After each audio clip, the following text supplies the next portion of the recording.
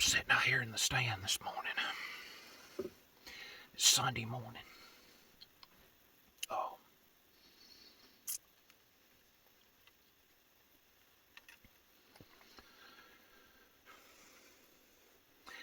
the peak of the Solunar period's not good. Solunar period's peaking. Oh, let's see. It peaks about 6:30 tonight. This evening or tonight, ever how you want to say that. But the major AM predicted activity period was like from 3 o'clock this morning up through almost 6:30 a.m. this morning. And no, actually, it was the frame was over to I think 6:51 this morning. So about 6:40 or something like that. Just as soon as it got light enough to see, I saw one deer this morning right before that major activity period was over. But I'm sitting here in the stand, and it's trying to sprinkle rain a little bit. There's just barely a little bit of rain hitting the metal roof on the stand.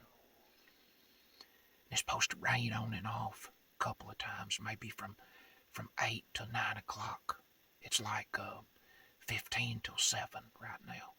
But it's supposed to shower a little bit, maybe from 8 to 9, and then it's supposed to quit again.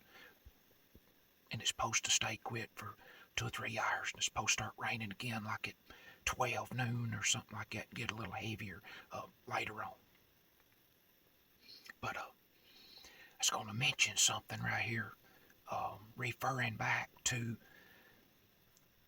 the YouTube episode that I done the other day, in regards to talking about the Solunar period and better times to be out hunting, to say. Dennis Pritchard up there in Bristol, Virginia, he responded and wrote me a comment. You can go on my YouTube link, and you can actually go in there and read his comment that he wrote beneath that video. He was, kind of giving a few more pointers on there involving those predicted activity movement or / feed times when it comes to the major and the minor periods. So, but I'm also going to, I'm gonna screenshot his comment, and I'm gonna flash them up in this video somewhere. So what you can do, wherever I put those up, you can pause the video and you can read that comment of what exactly that he said that you need to keep in mind. But if you have not watched my YouTube episode, my full episode or version talking about the Solunar period and what happened when I killed that big buck on Thanksgiving morning, I strongly suggest or recommend that you go on my channel and watch it, especially if you're trying to get out hunting or plan to get out hunting and trying to find a buck or whatever. But again, you're not gonna kill a deer, kill a big buck, or kill a big buck or whatever every time you go out. You're gonna come up empty-handed a lot more times than you end up shooting something. But I discussed the different hunting apps that you can have on your phone in that video. One thing that I forgot to mention was about a year ago when I spoke to Dennis over the phone.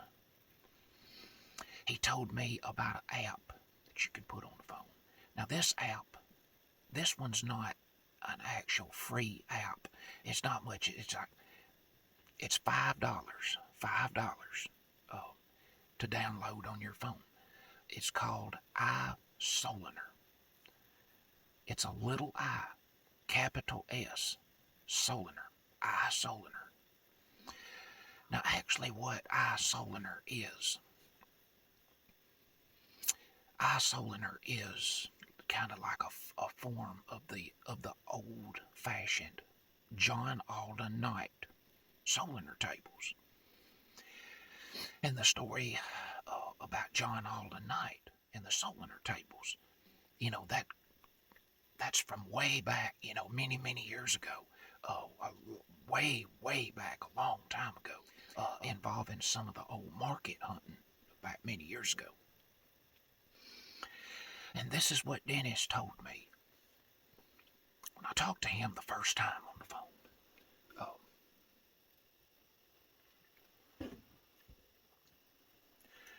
I'm sitting here right now. I'm sitting in the same spot where I was when I shot the big buck. But what Dennis told me the first time that I talked to him, when I said something about having problems seeing deer, he said when it comes to the John Alden night tables, Solunar tables, he said, if you will follow those tables, I will just about almost guarantee you that you will see a difference in your hunting. Far as what you see when you're out. He said if you will watch the Solunar tables based on the John Alden night program or whatever, he said I will guarantee you you'll tell a difference. But and of course during hunting season, Dennis said that he recommends keeping an eye on the Solunar tables, over a daily period, and also watching the major and the minor activity predicted tables or the time frames. But the problem with the iSolunar / John Alden Night Solunar tables when it comes to the app to go on your phone or whatever, iSolunar is not offered for Android. And of course, I've been running off Android, for a long while. And it's not offered for Android. It's only offered for the $5 app. It's only offered for iPhone. And how I got it, again, I got Hunt Stand on my Android, and I would have the iSolunar, but again, the app's not offered for Android, only iPhone. So back here last year, I think it was last year, my daughter got a new phone, and the phone that she was using was an iPhone. So I took that phone and put iSolunar on it, and then I just use my mobile hotspot, and I pair that iPhone to my Android and get the up-to-date information when it comes to the John Alden Night information, to say, off of the iSolunar app. But I'll pop up an icon here somewhere or something showing you what the iSolunar icon or whatever it looks like. So if you look for that, you'll know what to look for. But